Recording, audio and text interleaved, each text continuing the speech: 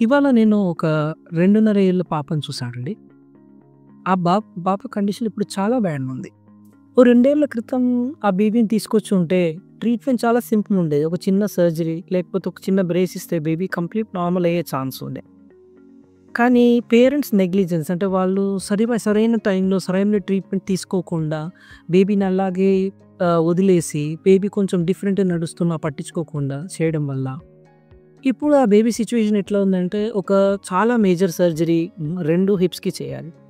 దానివల్ల baby almost 1 year of productive life అంటే ఒక 1 ఇయర్ తన జీవితం కోల్పోతది.